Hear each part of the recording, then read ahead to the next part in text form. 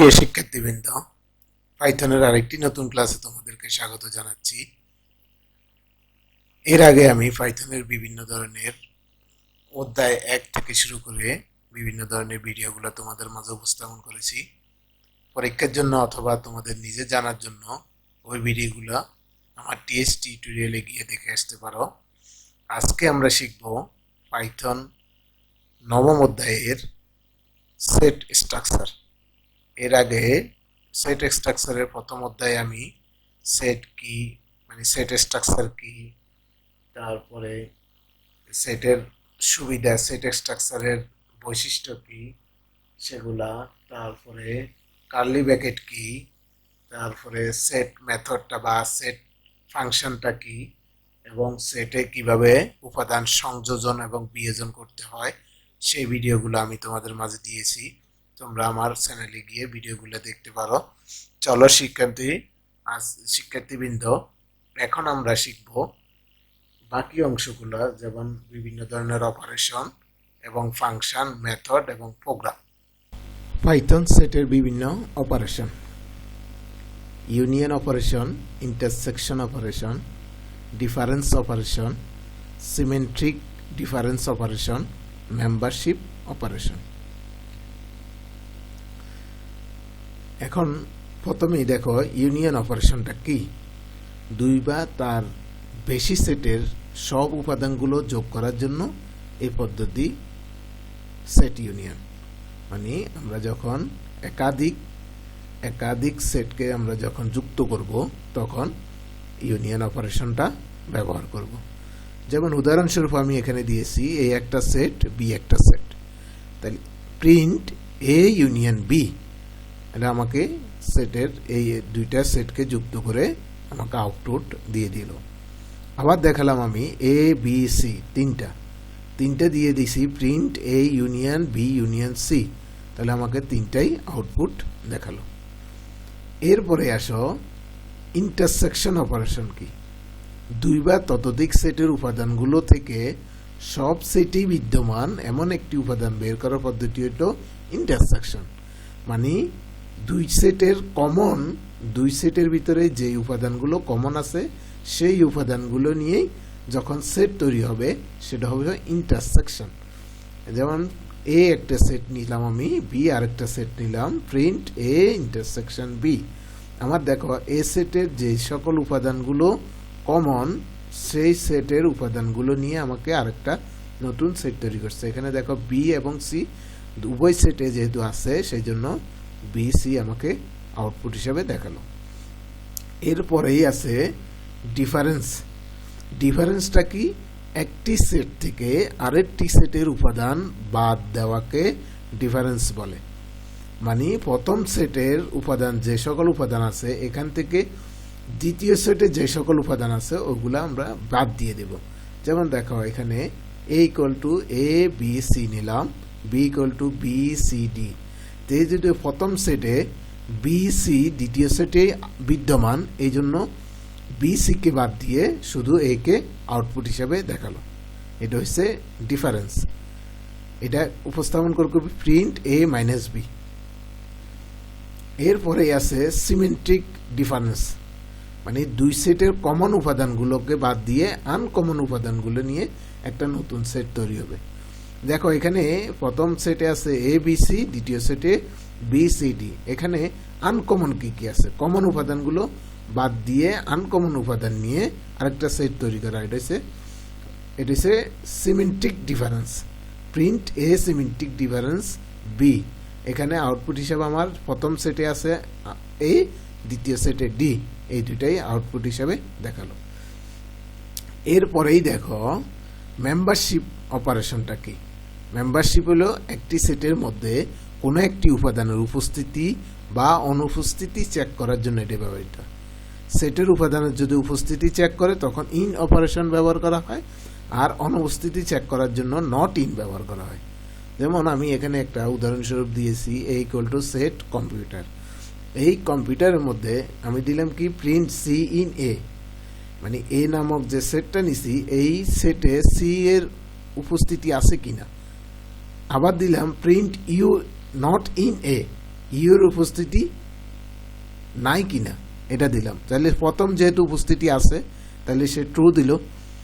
দ্বিতীয়টা not in মানে নাই কিনা, যেহেতু আছে, না থাকলে সে ট্রু দিত, যেহেতু আছে এই জন্য সে ফলস দিল।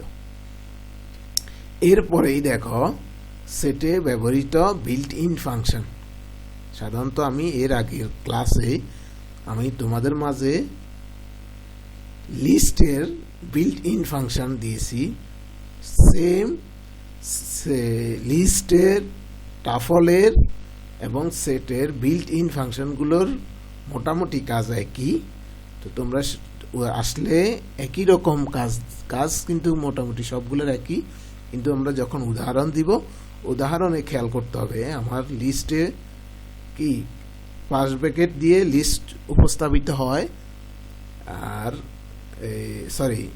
লিস্ট উপস্থাপিত হয় থার্ড ব্র্যাকেট দিয়ে, টাপল উপস্থাপিত হয় ফার্স্ট ব্র্যাকেট দিয়ে, আর আমরা সেট উপস্থাপন করি কি সেকেন্ড ব্র্যাকেট দিয়ে।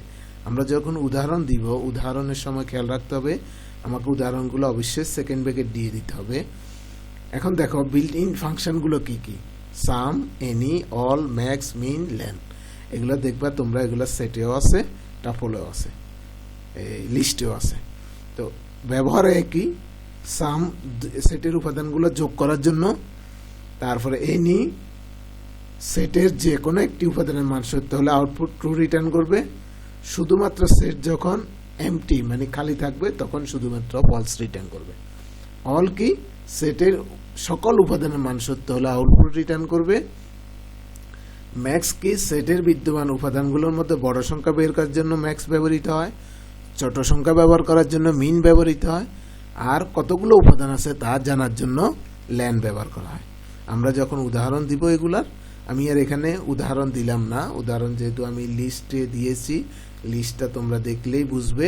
লিস্টে আমি এগুলা প্রত্যেকটা আলাদা আলাদা করে দিয়েছিলাম, তোমরা ওই ভিডিওটা দেখে আসতে পারো। ওখানে খেয়াল রাখতে হবে আমরা যখন সেট ব্যবহার করব তখন সেট উপস্থাপন হবে কি সেকেন্ড ব্র্যাকেট দিয়ে, আমরা সেকেন্ড ব্র্যাকেট দিয়ে উপস্থাপন করব, বাকি নিয়মটা একই, শুধু উপস্থাপন সেট লিস্ট এগুলোর উপস্থাপন যেভাবে হয়, যেভাবে আমরা উপস্থাপন করি তোমরা শুধু সেভাবে উপস্থাপন করলেই হয়ে যাবে। এরপরে দেখো আমি এখানে কিছু বিল্ট ইন মেথড ব্যবহার করছি, যেমন copy, clear, add, pop, remove, discard. এগুলো তোমরা একটু আগেই কিন্তু গত ভিডিওতে আমি অনেকগুলা দিছি, যেমন ক্লিয়ার দিছি, পপ দিছি, রিমুভ দিছি, ডিসকার্ড এগুলা দিয়ে আসছি। তো তোমরা ওখান থেকে দেখতে পারো, অথবা এখানে আবার একটু রিপিট হলো, এগুলো কিন্তু বিল্ট ইন মেথড, তোমরা এগুলো দেখে নিবা। কপি একটি সেটের সকল উপাদান অন্য একটি সেটে কপি করার জন্য এটি ব্যবহৃত হয়। ক্লিয়ার সেটে বিদ্যমান সকল উপাদানগুলোকে মুছে ফেলার জন্য ক্লিয়ার ব্যবহৃত হয়। অ্যাড সেটে নতুন একটা উপাদান সংযোগ করার জন্য ব্যবহৃত হয়। পপ সেটে বিদ্যমান প্রথম উপাদানকে রিমুভ করার জন্য পপ ব্যবহৃত হয়। রিমুভ কি সেটে বিদ্যমান কোনো একটি উপাদানকে মুছে ফেলার জন্য ব্যবহৃত হয়, যদি ওই উপাদানের উপস্থিতি না থাকে তাহলে কিন্তু এরর দেখাবে। ডিসকার্ড কি সেটে বিদ্যমান কোনো একটি উপাদানকে মুছে ফেলার জন্য। এগুলো মোটামুটি আমি সেটের উপাদান অ্যাড করা, রিমুভ করার ভিতরেই তোমাদেরকে আমি উদাহরণ সহ দিয়েছি, তোমরা ওই ভিডিওটা দেখে নিলেই বুঝতে পারবে। আমি সর্বশেষ একটি প্রোগ্রাম তোমাদের মাঝে উপস্থাপন করেছি, এটা পরীক্ষায় আসার সম্ভাবনা বেশি, এই জন্যই সেটা হচ্ছে সেটের সর্বোচ্চ এবং সর্বনিম্ন মান বের করার প্রোগ্রাম। তো আমি এখানে একটা সেট ব্যবহার করছি, সেটা হচ্ছে কি a = 5, 8, 12, 6, 7, 2। তোমরা তোমাদের মতো যে কোনো মান নিয়ে কাজ করতে পারো। তারপর আমি সরাসরি কি করছি, আমি এখানে আলাদা নতুন ভেরিয়েবল ব্যবহার করি না, সরাসরি প্রিন্টের আমরা ব্যবহার করছি। তোমরা চাইলে নতুন একটা আলাদা ভেরিয়েবল ব্যবহার করেও করতে পারো, আমি আর নতুন ভেরিয়েবল ব্যবহার করি নাই, সরাসরি প্রিন্টেই দিয়ে আমি ম্যাক্সিমাম ভ্যালু অফ সেট, এটা আমি দেখানোর জন্যই লিখছি, শুধুমাত্র দেখানোর জন্য লিখছি।